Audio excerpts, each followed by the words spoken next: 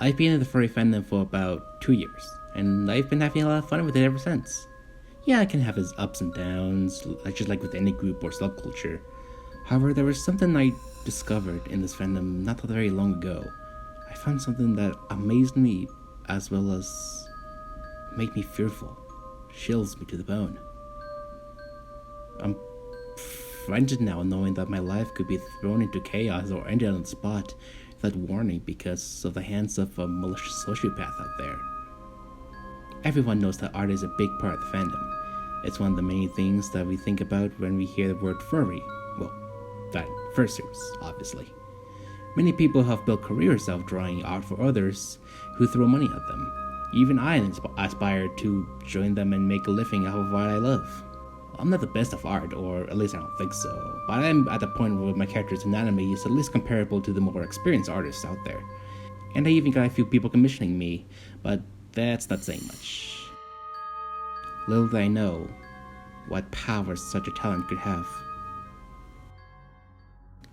I had an old friend that I used to get along with really well. Her name was Mandy. She had a light green rat Fursona with an edgy personality. We did pretty much everything together until she started acting a bit cold, even cynical sometimes. She started talking awful about my beliefs, openly complaining when things didn't go her way. I even noticed that she was especially nasty towards children, mocking them and bullying them out in the open. It got so bad that we started getting into fights. In some cases, they would even get physical. Eventually, I decided I had enough of her crap and we split. Ever since that night, I never saw her since. I know it probably seems tempting for some people to just shoot her out to the police when she was physically attacking me, but I was still in a bit of a softie back then. Plus, as I'm sure most of you know, the police tend to be complete garbage at their job. Regardless, I put it behind me and moved on with my life. It was great. I started making new friends, my art skills grew, and I was able to become more independent as a person. But even then, the emotional trauma still stuck in the back of my head. I put my trust in her when I had no one else to run to. For a while, she was my main source of emotional support. But I'm probably rambling too much at this point.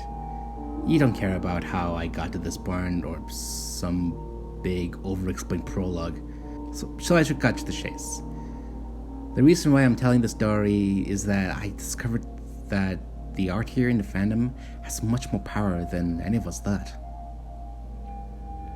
About a few weeks ago, I received a message on Telegram from a friend named Flutter, who had a peach and red colored angel dragon Fursona.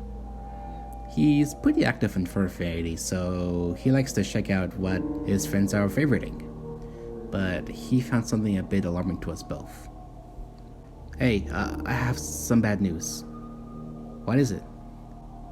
My friend sent me an image with the caption, "This was found in my friend's favorites on Furry."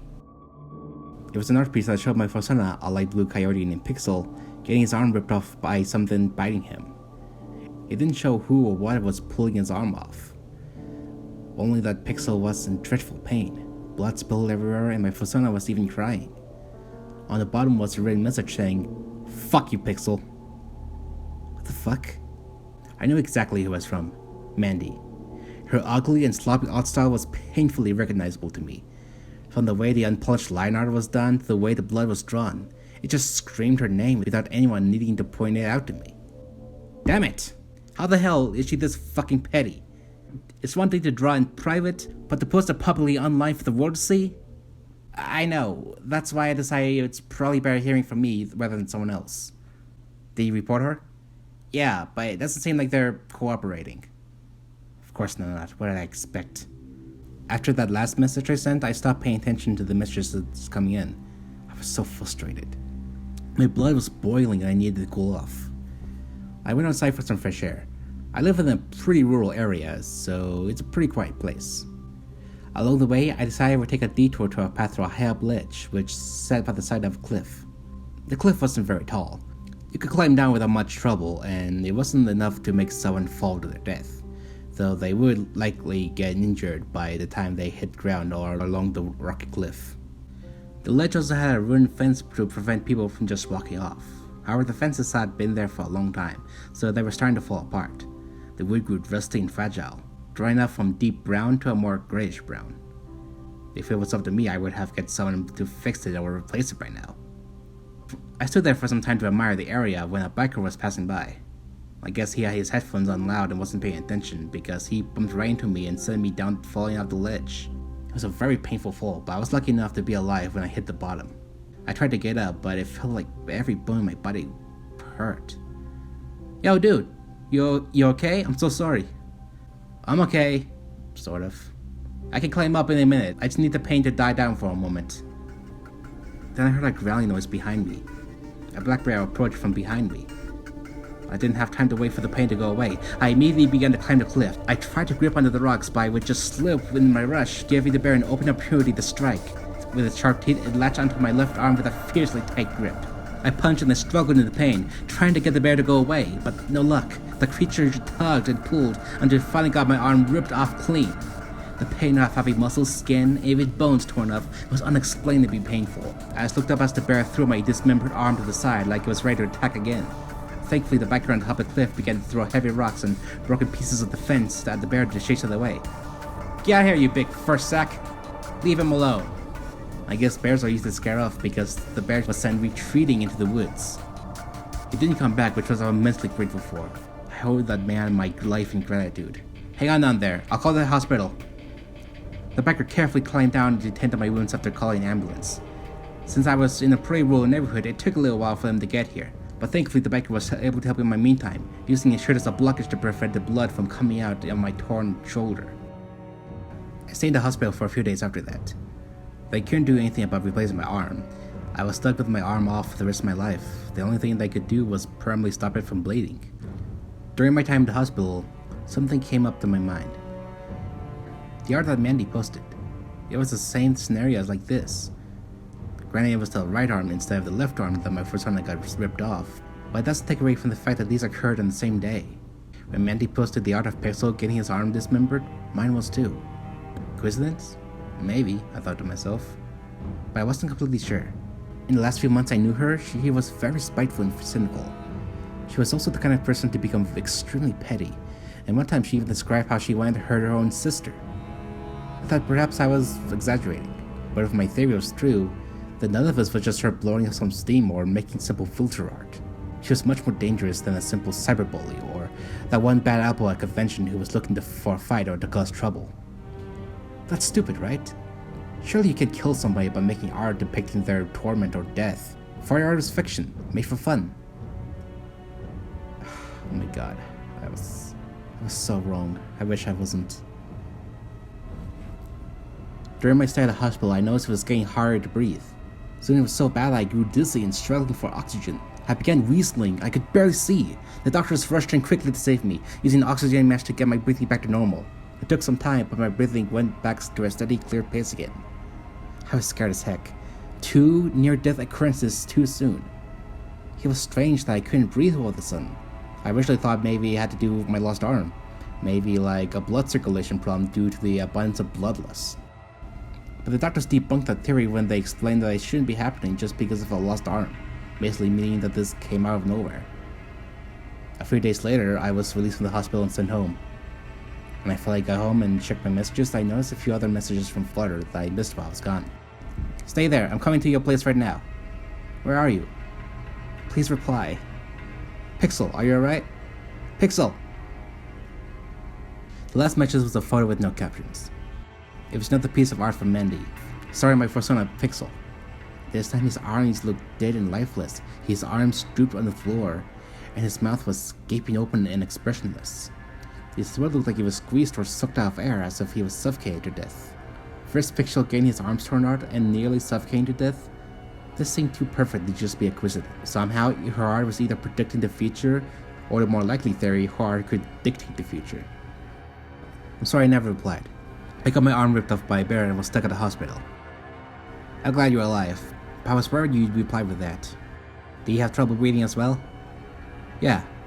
You're thinking the same thing I'm thinking, aren't you? The next reply came much longer than the rest.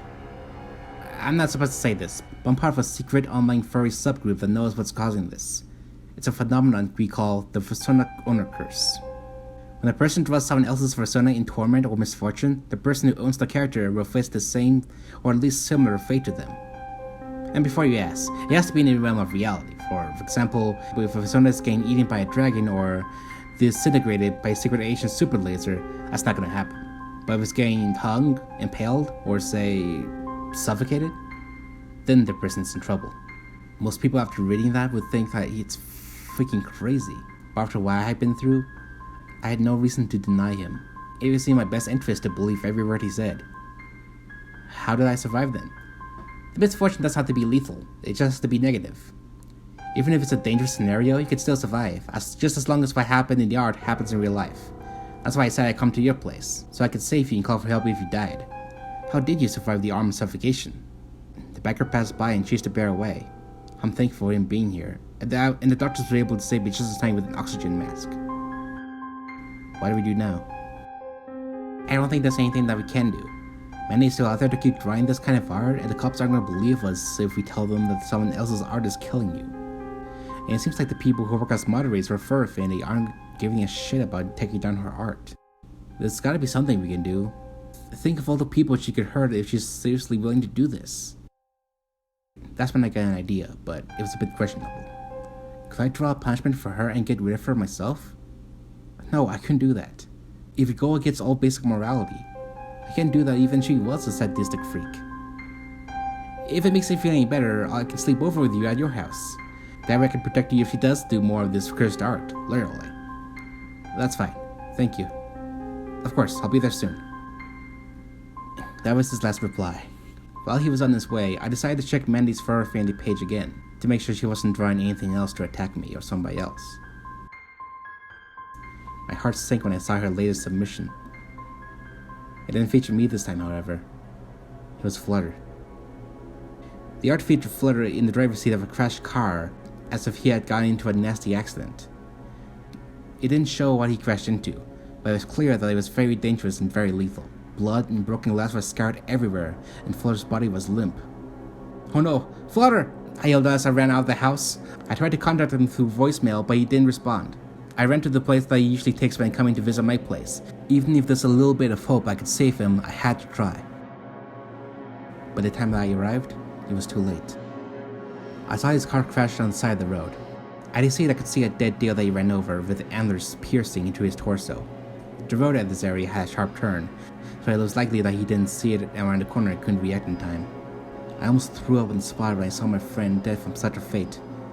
Somehow Mandy knew that Flutter was onto her, either wanted him out of the picture or just wanted to kill him for the sake of doing so. It's like this whole thing was a sadistic game to her. In all of my time in the fandom, I never imagined a furry could be this horrible. She killed my best friend and possibly many other innocent people. She took away my arm, which would hinder my dream art career, and almost killed me out of suffocation.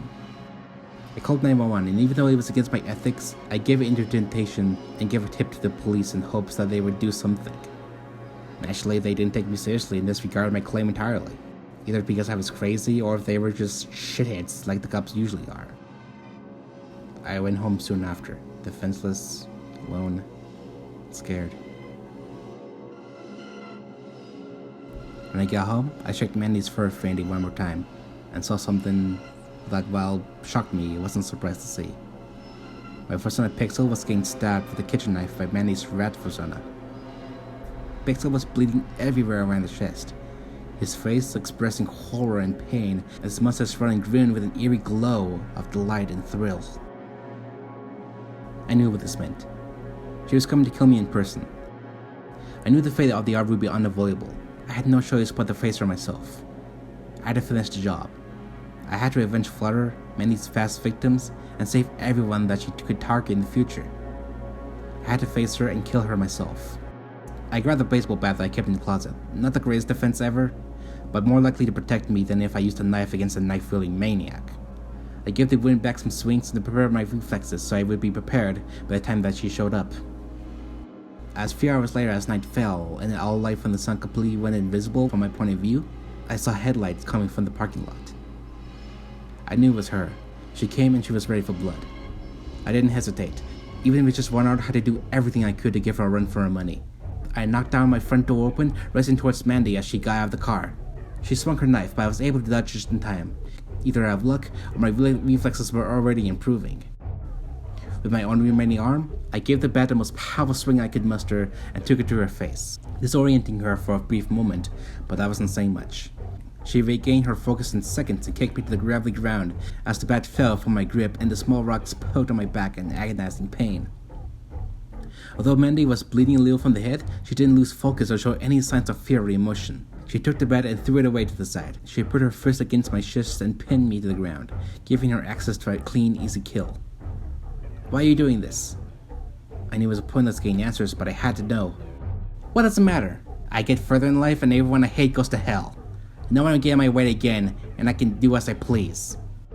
She got her knees with the knife gripped tightly, and she started to sink the knife into my shoulder, the last one I had. She cut again around my chest. I hurt so much I couldn't help but crying. I felt helpless, stuck on the painful gravel in my front parking area at the mercy of my worst enemy. Disposable like his stupid dragon friend. I knew he was onto me for months. I just wanted to keep him on the chase for a bit longer and make him struggle in despair before delivering the finishing blow. It was fun toying with him and watching everyone he knew suffer. What part of any of this is fun to you? There are innocent people who didn't deserve this. Does it look like I give a fuck? They're just roadblocks who get in the way of everything I want. Just like you. She held the knife to my neck, ready to slice away. Any last words? Although shaking in fear, I had enough strength to grab Mandy's hand holding the knife despite the pain on my shoulders. Yeah, this is for my friend Flutter. With no hesitation, I took the knife from her hand and immediately stabbed into her neck. She grasped for air, but she soon fell flat to the ground motionless. Blood scattered everywhere and her eyes remained still and soulless. I got back up. It was hard to do with one arm, but I was able to pull myself up eventually, getting a full view of over Mandy's dead body.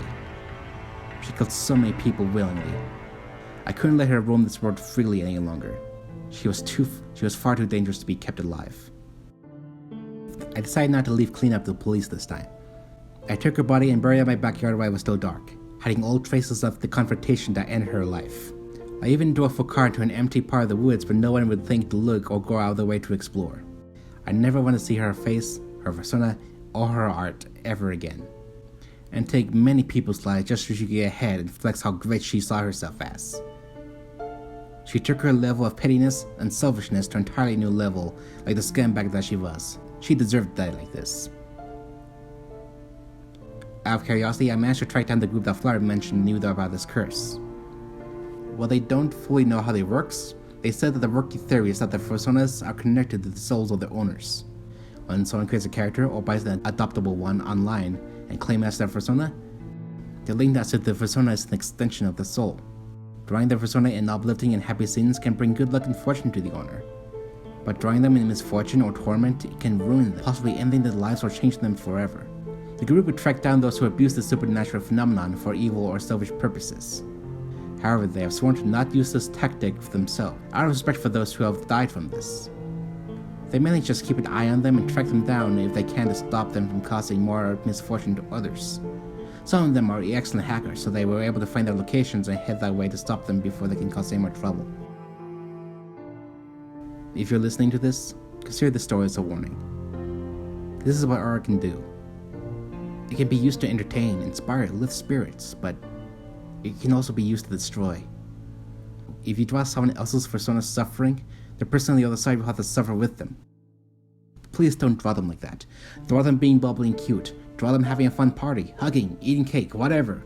Just don't let them suffer for the sake of everyone else's life or their well-being. And if you find someone has drawn art of your persona like this, be prepared, because as sad as it might be, there's no getting out of it. Even if you survive, you'll still have to suffer the punishment one way or another, leaving you mentally scarred or even physically wounded. You don't even know about the supernatural to inflict this pain. All you need is a pen, a paper, and you can torment others to your heart's desire.